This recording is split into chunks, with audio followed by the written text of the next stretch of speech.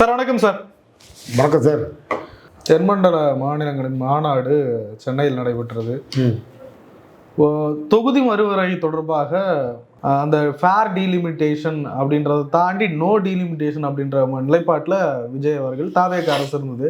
இப்போ திடீர்னு fair delimitation மாறி இருக்காங்க. அந்த விகிதாச்சாரம் மட்டும் குறையக்கூடாது, டீலிமிட்டேஷனை ஆதரிக்கிற மாதிரி ஒரு கருத்துக்கு வந்திருக்காங்க. தாவேக போய் பார்க்குறீங்க. அமித்ஷாவுக்கு பயந்துக்கிட்டு அமித்ஷாவோட கட்சி தான்ப்பா தாவேக. உங்களுக்கு புரியுதா? அமித்ஷாட்ட கேட்டுட்டு தான் செங்கோட்டையன் வந்து தாவேகாவுக்கே போனார். இப்போ அமித்ஷாவை கேட்டுட்டு தான் டீலிமிட்டேஷனுக்கு ஓகேன்ட்டார். வேற என்ன, வீட்டிலேருந்து பார்சல்லாம் அமித்ஷாவுக்கு தான் போச்சு. என்ன நீ என்ன அமித்ஷா இங்கே தாவேக்கு ஆட்சியில் இருக்கிறது அமித்ஷா கண்ட்ரோலில் இருக்கு. அதனால் நீ அமித்ஷா என்ன சொல்கிறதா தான் நடக்கும். ஒரு வார்த்தை எடுத்து பேச சொல்லிட்டு ஒன்றும் பண்ண முடியாது. அமித்ஷா இப்படின்னா அப்படி கீழே உட்காந்துருவாங்க, இன்னும் எழுந்திரிச்சிருவாங்க. அதில் கூட இக்கு வச்சு தான் சார் சொல்லியிருக்காங்க ஃபேர் டீல். நீ இக்கு வை விக்கு வை, எனக்கு அது அவசியம் இல்லை. நான் கேட்குறது உனக்கு புரியுதா? இங்கே இருக்கிறது அதான். முதல்ல நீ சொன்ன வரி என்ன, அதுக்கப்புறம் நீ சொன்னது என்ன? முதல்ல நோன்னு சொன்னேன், அப்புறம் ஃபேர்னு சொன்னேன். என்ன மாற்றம்? அமித்ஷா வந்தவனோட மாற்றம். உனக்கு எம்பி கிடையாது, நீ அங்கே போய் ஒன்றும் ஓட்டு போட்டு ஆதரிக்கிறதுக்கு. அதை பற்றி உனக்கு கவலையும் கிடையாது. உன்னால் என்ன பண்ண முடியும்? அங்கே ஒன்றும் பண்ண முடியாது. இருக்கிற காங்கிரஸ் எம்பியெல்லாம் உங்கள்கிட்ட இருக்கான் பாரு, புரியுதா இல்லையா? இப்போ கூட வந்திருக்காங்க பாரு. இவ்வளோ தான். உன்னால் நீ சொல்லி அங்கே ஒரு எம்பி மாற்றி போடுறதுக்கு ஆள் இருக்குன்னு சொல்லு. ஒரு எம்பி இருக்குன்னு சொல்லு தாவேகாவும். அந்த சப்ஜெக்ட்டுக்கு அவங்களுக்கு சம்மந்தமே கிடையாது, அது விட்டுரு. அதனால் அவங்க நோ சொன்ன என்ன, ஃபேர் சொன்ன என்ன, அதை ஃபேஸ் பண்ணுற கெப்பாசிட்டி எபிலிட்டியும் ஒன்லி டிஎம்கேக்கு தான் இருக்குது. நாங்கள் தான் ஆதரவு தெரிவித்து ஓட்டு போட்டால் போடணும், எதிர்ப்பு தெரிவித்து ஓட்டு போட்டால் போடணும். ஸோ அது எங்ககிட்ட இருக்க மாநிலம். உனக்கு அதுக்கு சம்மந்தமே கிடையாது. நீ சினிமா கம்பெனியில் இந்த விஷயத்தில் சில்லற கம்பெனி இல்லை. அமித்ஷா அவர்கள் வந்துட்டு போயிருக்காரு, அதில் நீங்கள் படிச்சுட்டாரு அப்படி இப்படிலாம் சொல்கிறீங்க. நிறைய விஷயங்கள் எதிர்த்திருக்காரு. தமிழ் தாய் வாழ்த்து விவகாரத்தில் எதிர்த்திருக்காங்க, நீட் விவகாரத்தில் எதிர்த்திருக்காங்க, சட்டசபையில் தீர்மானம் வரைக்கும் நிறைய வச்சுருக்காங்க. இன்னமும் அவங்க மேலே சந்தேகத்தை கிளப்பிக்கிட்டு மும்மொழி கொள்கையை எதிர்த்து தீர்மானம் போட்டு, இந்தி மொழிகள் தீர்மானம் போடு, என்னென்ன பண்ணுமோ போடு, எல்லாம் தமிழ்நாட்டுக்குள்ளேயே இங்கேயே போட்டுக்கோ. அமித்ஷா வந்ததுக்கப்புறம் நிலைப்படம் மாற்றிக்குவாங்க. இப்போ யார் டீலிமிட்டேஷனில் வந்து நோன்னு சொன்ன ஆளு, இப்போ யார் ஃபேர்னு சொன்ன ஆளு? நான் தான் இப்போ சொல்லிட்டேன்ல, அதெல்லாம் ஃபார்மாலிட்டிஸ்க்கு வேறு வழி கிடையாது. அது ஒரு ஃபார்மெட்டு. இப்போ நீட்டுக்கு விளக்கு ஓகே, அவ்வளோதான். இல்லை நீங்கள் அரசியல் பண்ண முடியாது. இந்தி வாழ்கன்னு உன்னால் சொல்ல முடியாது, புரியுதா? ஏன் சொல்ல வேண்டியது தானே? ஏன் அமித்ஷா எதுக்கு சார் நீங்கள் இது மாதிரி நீட்டுக்கு கட்டாயமாக திணிக்கிறீங்க, ஒரு விளக்கு கொடுங்க சார்னு கேட்டு வாங்க வேண்டியது தானே? நீங்கள் விளக்கு அளிக்கலைன்னா தமிழ்நாட்டுக்குள்ள இனிமேல் நாங்கள் ஒட்டுமொத்த எம்எல்ஏக்களும் வந்து உண்ணாவிரதம் இருப்போம், இல்லை எல்லா எம்எல்ஏக்கும் டெல்லியில் வந்து உண்ணாவிரதம் இருப்போம் சாகர வரைக்கும்னு பேசிப்பார். உன் கூட நாங்கள் வரோம். அமித்ஷாட்ட சொல்லு, எல்லா எம்எல்ஏவும் கிளம்பு, டெல்லி போ, எல்லாம் உண்ணாவிரதம் இருங்க, ஒரு விளக்கு கிடைக்குதான்னு பார்ப்போம். இந்தியா முழுக்க ஒரு விழிப்புணர்வு வரட்டும். எதிர்கட்சி எம்எல்ஏ எல்லாம் ரெடி, நீ தயாரா? அப்பா நான் தான் சொல்லிட்டேன்ல, அவர் வந்து ஷா கண்ட்ரோலில் இருக்கார். சட்டசபையில் ஒரு தப்பாக நினைக்கிறாத, நான் அமித்ஷா கண்ட்ரோலில் இருக்காருன்னு நீ ஏதாவது குழப்பி விட்டு போடாத. சட்டசபையில் ஒரு எம்எல்ஏ வந்து நாங்கள்லாம் அந்த காலத்துலேயே அந்த காதல் தோல்வி விவகாரம்லாம் சொல்லிட்டு நாங்கள் வந்து ஆட்டோவில் வந்துக்கிட்டு இருந்தேன், ரொம்ப அசிங்கமாக இருந்தது, இந்த செக்யூரிட்டிஸ்லாம் கேட்பாங்க, இப்போ முதலமைச்சர் கார் கொடுத்தாரு அப்படின்னு அவருடைய அஃபிடவிட் அப்படியே வெளியில் வந்திருக்கு. நிறைய செய்திகளில் கூட போட்டிருக்காங்க. ஏற்கனவே ஒரு கார் வச்சுருக்காரு, பல லட்சம் சொத்துக்கு அதிபதி அப்படின்ற மாதிரி. விவரம் தெரியாமல் பேசிட்டாரு. அவரும் இவரை மாதிரி பஞ்சு டைலாக் பேசுவோன்னு பேசிட்டாரு. நமக்கு ஒரு அப்ளாஷ் வாங்குவோன்னு சொல்லி பேசிட்டாரு. அப்புறம் இங்கே ஆத்தன்டிகேட்டடாக மாட்டிக்கிட்டாரு. அடுத்த செகண்டே எடுத்துட்டாங்க வெளியில், நெட்லேருந்து தட்னினா எவ்வளோ யார் யார் என்னென்ன அப்டேட் கொடுத்துருக்காங்கன்னு எல்லாம் வெளியில் வந்துடும். வந்துருச்சு, மாட்டிக்கிட்டாங்க. என்ன பண்ண சொல்கிறேன்? அவங்களுக்கு தெரியாது, இதெல்லாம் ரெக்கார்டில் வரும், மறுநாள் கிழிச்சு எடுத்துருவாங்கன்னு தெரியாது. அதனால தான் சொன்னேன், நீ ஃபைலை வெளில விடுறதுக்கு முன்னால் உங்கள் அத்தனை பேர் ஃபைலையும் திமுக வெளியீடு. உங்களால் ஒன்றும் பண்ண முடியாது. போகிறோமா? உன் வீட்டுக்கு ரைடு வந்த அருண்ராஜுக்கு வேணால் ரிசைன் பண்ணிவிட்டு நீ மந்திரி ஆக்கிடலாம். எங்களை ஆக்க முடியாது. நாங்கள் அதுக்கு உடன்பட்டு வர மாட்டோம். அதனால் நாங்கள் கடைசி வரைக்கும் உன் பயிரை கிழிச்சிடுவோம். இந்த அளவுக்கு தாவேக்கா மேலே விமர்சனம் வைக்கிறீங்க, இப்படி பண்ணுறாங்க, அப்படி பேசுகிறாங்க, இந்த லெவலுக்கு பேசுகிறாங்க அப்படின்ட்டு ஒரு மீட்டிங் தனியார் ஒரு வலைவலி ஒரு யூடியூப் சேனல் நடத்தின ஒரு விவாத நிகழ்ச்சி. அதில் போய் நாஞ்சில் சம்பத் அவர்கள் பேசுகிறாரு. திமுக காரங்களாம் சேரை கொட்டி அடிக்கிறாங்க. என்ன சார் இது? என்ன பேசுனாரு நீ சொல்லுங்கன்னு? ஏதோ கெட்ட வார்த்தை சொன்னாராம். விளக்கமாத்தால் அடிக்கணும். என்ன சேரால் அடித்தது பெரிய மனுஷன் பெருந்தன்மையோடு அடித்தாங்க. அதுவே எனக்கு வருத்தமாக இருக்குது. இந்த லெவலுக்கு இறங்கணுமா சார்? ஏமா நீ இந்த அளவுக்கு இறங்கி பேசணும்? உட்காந்துருக்கீங்களா நீ இவ்வளோ கேவலமாக பேசுனா அப்புறம் அவங்க என்ன பண்ணுவீங்க சொல்லு? இதெல்லாம் தப்பு. நீ என்ன ஆமாம் உன்னோட ஆக்ஷன் என்னவோ அதுக்கு தகுந்த மாதிரி அதர் சைட்லேருந்து ரியாக்ஷன் இருக்கும். இது உனக்கு தேவையில்லாத ஒரு வேலை. நீங்கள் ஒரு பெரிய மனுஷன், நீ உன்னோட வரலாறு என்ன புவியல் என்ன, நீ அதுக்கு தகுந்த மாதிரி வந்துக்கிட்டே இருக்கணும். ஏதோ நீ திமுகவில் கஷ்டப்படாதாளா, நீ திமுகவுக்காக பேசாதாளா, நீயே போய் திமுகக்காரன், நீயே திமுகக்காரன் பை பர்த்டே திமுகப்பா. நீ வந்து கேவலம் பேசுனா என்ன அர்த்தம்? நீ நீ பிறப்பால் ஆம்பளை, நீ வந்து ஆண்மையை கேவலப்படுத்தி பேசுனீங்கன்னா அதுக்கு எந்த வகையில் அர்த்தமாகும்? அத்தனை பொம்பளைக்கு சேர்ந்து விளக்கமாதில் அடிப்பாளோ? அதான் நடந்தது. நீ பேசிக்கலி திமுககாரன், நீ ஏன்பா வந்து திமுககாரனை திட்டுற? அது ஏன் வந்து தேவையில்லாத வரியை பயன்படுத்துறீங்க? தேவையில்லாத வரியை பயன்படுத்தினா அதுக்கு தகுந்த ஆயுதங்கள் வெளில வருது. அதுக்கு என்ன பண்ண முடியும்? ஆதவர்ஜனா கேட்குறாரு, உதயநிதி ஸ்டாலின் அவர்களுக்கு தான் 3 பங்களா இருக்குல்ல, எதுக்கு வந்து கவர்மெண்ட் வீட்டில் குடியிருக்காரு, இப்போ கார் வாங்குறீங்களா அப்படின்னு கேட்டு. அவர் இருக்கிற வீட்டில் 25 பேருக்கு மேலே 20 பேருக்கு மேலே பார்க்க முடியாது. ஆனால் ஒரு எதிர்கட்சி தலைவராக இருக்கிறதுனால ஒரு 200-300 பேர் வந்து பார்ப்பாங்க. 100 கார் வந்து நிற்கும். பப்ளிக்கில் டிராஃபிக் ஜாம் ஆகக்கூடாது, பிரச்சனை வரக்கூடாது, பக்கத்து வீட்டுக்காரனுக்கு பிரச்சனை வரக்கூடாது. அதனால தான் மந்திரி பங்களான்னு தனியாக கொடுத்து தமிழ்நாடு ஃபுல்லாக இருக்க அத்தனை எம்எல்ஏக்கள் வந்தாலும் நிறுத்துறதுக்கு இடத்தோட ஆளுக்கு 10 ஏக்கரில் பங்களா கொடுத்தீங்க. இதான் ப்ரொசீஜர். அங்கே போய் அவரை போய் நீங்கள் இருக்கக்கூடாதுன்னு சொன்னால் நாங்கள் நீ பெரிய மனுஷனா, நீ யோக்கியனா? நீ சொந்த வீட்டில் இருந்துக்கிட்டு நீ வாடகை வாங்கி வண்டி ஓட்டிகிட்டு இருக்க அரசாங்கத்தில். நீ ரொம்ப நிதி சுமையை குறைக்கிறாங்க. உண்மையாக சொல்கிறது அவையிலே பதிவு பண்ணியிருக்கு. அவையில் ஏற்று பேச வேண்டியது தானே? முன்னாள் அமைச்சர் நேரு சொல்லும்போது எதிர்த்து யார் வாங்கினது, நான் வாங்கலைன்னு சொல்ல வேண்டியது தானே? சொல்லுங்கப்பா, சொன்னீங்கன்னா நீ பெரிய மனுஷன். அப்போ அது ரொம்ப யோக்கியமா? இது வந்து முறையற்ற பேச்சு. வீட்டுக்கும் காருக்கு வித்தியாசம் உண்டு. நாங்கள் நிதி சுமையை குறைக்கிறதுக்கு கார் வேண்டாம்னு சொன்னோம், அலவுன்ஸ் வேண்டாம்னோம். ரொம்ப மகிழ்ச்சிங்க, வரவேற்கிறாங்க, நன்றிங்க என்று முதலமைச்சர் சொல்லிட்டு உட்காந்துருக்கணும். அது ரியல் முதலமைச்சராக இருந்தால். இதுதான் ஷா கம்பெனி ஆச்சு. நான் என்ன பண்ணுறது? எப்படி இதுக்கிட்ட இருந்து பதில் வரும்? நீங்கள் என்ன விதைக்கிறீங்களோ அதை தான் அறுவடை பண்ண முடியும். புரியுதா?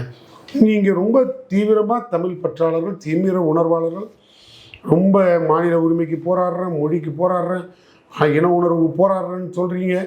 இதெல்லாம் பேசுகிற நீங்கள் டி.கே. சிவகுமாரை தமிழ்நாட்டுக்குள்ள விட்டே இருக்கக்கூடாது. எதுக்கே விட்டீங்க? ஏன் விட்டீங்க? அவன் தண்ணி கேட்ட உடனே உன் கட் அவுட்டை அடித்து போச்சுட்டான். உன்னை ஊர் விட்டே வரக்கூடாதுன்ட்டான். தமிழ்நாடு முதலமைச்சரை வாலண்டியாக நான் வரங்க உங்கள்கிட்ட பேசுகிறேன்னு சொன்னதுக்கு மகிழ்ச்சியாக வாங்கன்னு கூட அவர் கூப்பிடலை. வர வேண்டாம், சூழ்நிலை சரியில்லை, வந்தால் நீ திரும்பி போகாத அளவுக்கு சூழ்நிலை இருக்குது. கட் அவுட்லாம் வேறு கழட்டி உடச்சிட்டானுங்க. 3 தமிழர்கள் அப்பாவி தமிழர்களை சுட்டுக் கொள்றானுங்க. தமிழன்னு சொன்னாலே சொல்கிறாங்க. அவ்வளோ நிலைமை மோசமாக இருக்குது. நீ வரக்கூடாதுன்ட்டான். இப்போ டி.கே. சிவகுமார் எதுக்கு தமிழ்நாட்டில் விட்டீங்க? எதுக்கு விட்டீங்க? உள்ள பங்காளியே, ரொம்ப உறவாளியே. நீங்கள் தமிழனோடனால நீ பாதுகாக்கிறவங்கள சொல்லு. ஏரியா பாதி சாமத்தில் உறவு, பகலில் ஒரு வேஷம், பாதி சாமத்தில் ஒரு வேஷம். அது உங்கள் பொதுவாக உங்கள் வாழ்க்கையில் வச்சுக்கிங்க. அது ஏன்பா பொது வாழ்க்கையில் காட்டுறீங்க? இதெல்லாம் சொன்னால் எதிர்கட்சிக்காரங்க ஏன் நீங்கள் இப்படி பேசுகிறீங்கன்னு கேட்பீங்க. நான் பேசுறது நியாயமாக இல்லையான்னு பப்ளிக்கு சொல்லிட்டோம். நான் ஒத்துக்கிறேன். ஒரு லெவலுக்கு இறங்கி தாவேக அடிக்கிறதுனால ஹேண்டில் பண்ண முடியாது திமுக திணறுதோ சட்டசபையில்?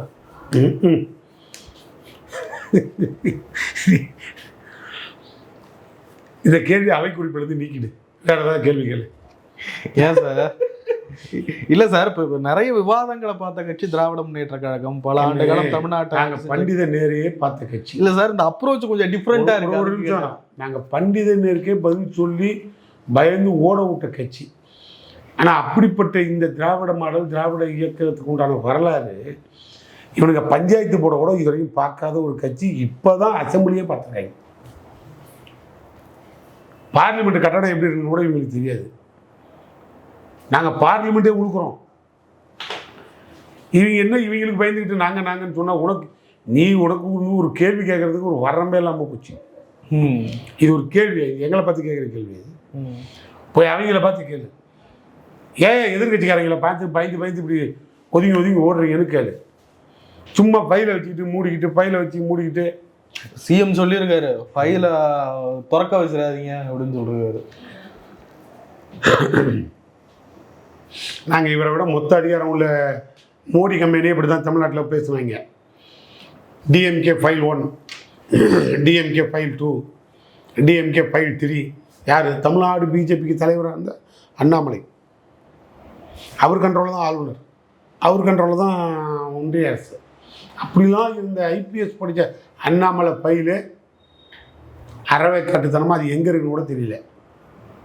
என்ன பிடிங்கி கட்டினாங்க. நீங்கள் கிழித்தது என்ன, கிழித்து தைத்தது என்ன, அது எங்கே போச்சு? ஃபைலையும் காணா, கவர்னரையும் காணா, அதுக்கு மேலே அது கொடுத்த அண்ணாமலையும் காணா. இப்போ ஒன்லி அமித்ஷா மட்டும் தான் வந்திருக்காரு. இதெல்லாம் நாங்கள் பார்த்து பழகி போச்சு கண்ணு. நல்லா எல்லாம் 10 பைசா பிரயோஜனம் இல்லை. ஆனால் இவங்க இந்த உருட்டு மிரட்டெல்லாம் வேறு யார்கிட்டே காட்ட சொல்லு. ஒழுங்காக போய் துறையில் எவ்வளோ தப்பு பண்ணியிருக்காங்கன்னு பழைய அதிகாரிகள் மேலே நடவடிக்கை எடுக்க. யோக்கியமாக இருந்தால் அதிகாரிகள் நடவடிக்கை.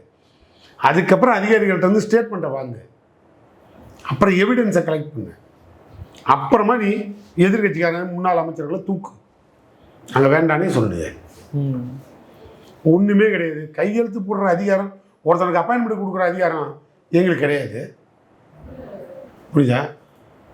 வேலை போட்டவங்க லஞ்சம் வாங்கிட்டாங்கன்னா அந்த கார்பரேஷன் எம்டியை போய் தூக்கிட்டு வா. எவன்டா வாங்கினீங்கன்னு, என்ன டிஸ்குவாலிஃபைடில் போட்டிருக்கீங்கன்னு தூக்கிட்டு வா. ஆதாரத்தோடு கொடு. எதையாவது ஒரு முடிவெடு. நாங்கள் வேண்டானே சொல்லிக்கணும். நடவடிக்கை எடுன்னு தான் நாங்களே சொல்கிறோம்.